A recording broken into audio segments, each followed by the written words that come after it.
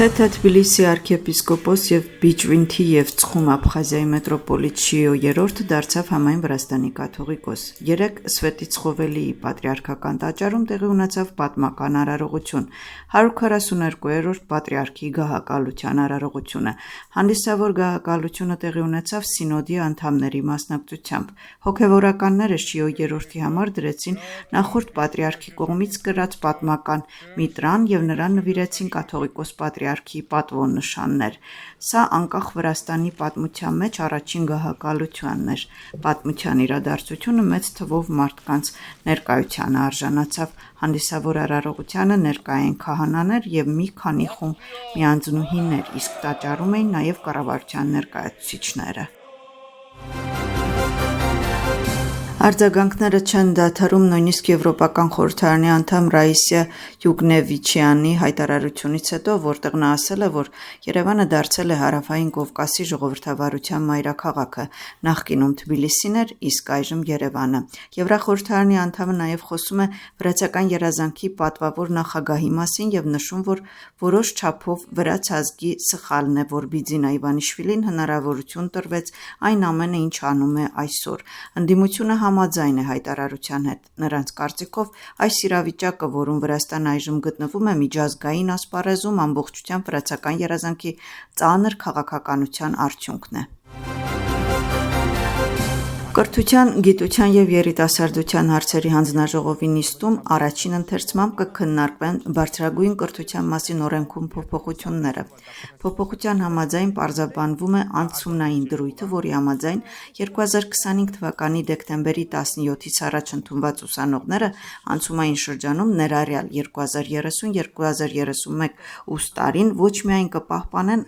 արդեն ստացած ֆինանսավորում, այլև հնարավորություն կունենան այն ստանալու եւ բարելավելու։ Վրաստանի խորհրդարանը օրենսդրական փոփոխությունները կքննարկի արագացված կարգով։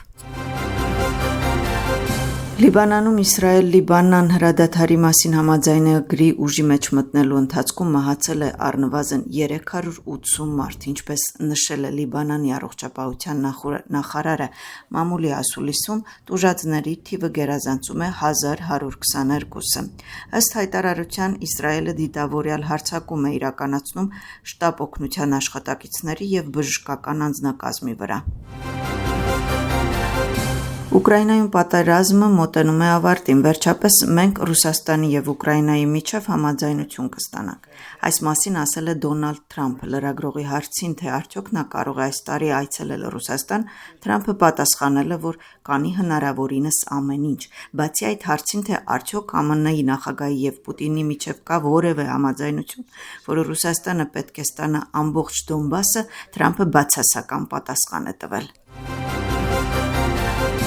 Բորժոմի Սարահարթի Եղևնու անտառը փրկելու համար իրականացվում են սանիտարական հատումներ։ Մասնագետների կարծիքով էկոհամակարգին սպառնում է խայտաբղետ կեղևային բզեզը, այդ իսկ պատճառով անհրաժեշտ է ժամանակին հեռացնել վնասված ծառերը տարածքին։ Առողջապահության համաշխարհային կազմակերպությունը հայտարարում է, որ այս պահին հաննատավիրուսի ավելի մեծ բռնկման նշաններ չկան, չնայած իրավիճակը կարող է փոխվել եւ առաջիկա շաբաթներին կարող են գրանցվել վիրուսի լրացուցիչ դեպքեր։ Առողջապահության համաշխարհային կազմակերպության տվյալներով ներկայումս կա 9 հաստատված դեպք, եւս 2-ը կասկածի տակ են։ Լրատվամիջոցների հաղորդագրությունների համաձայն վարակվել է ֆրանսիացի մի քաղաքացի, որը գտնվում է զբոսանավի վրա։ Նա գտնվում է Փարիզի հիվանդանոցի վերակենդանացման բաժանմունքում։ Զբոսանավը, որտեղ հայտնաբերվել են դեպքեր, դեռևս ծովում է եւ ինչպես սպասվում է, մայիսի 17-ին կհասնի Նիդերլանդներ։